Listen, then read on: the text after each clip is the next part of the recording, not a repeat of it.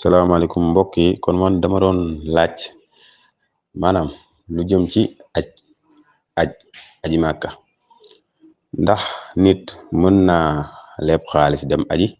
wala laa bëggoon a xam ak ba xam maanaam nit mën naa dem aji fekk ne mu ngi am ay bor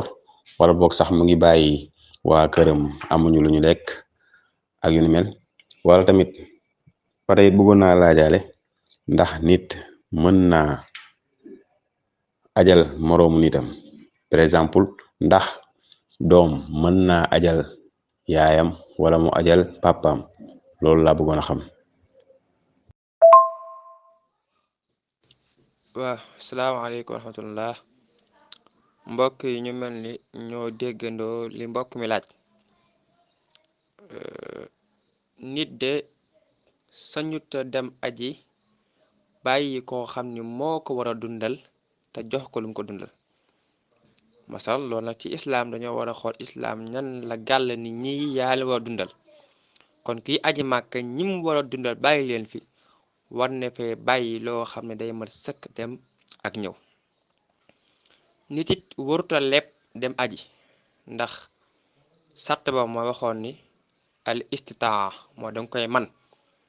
lebu aji sariya teg ko kenn ndax laa yukallifu llahu nafsan illa wusaha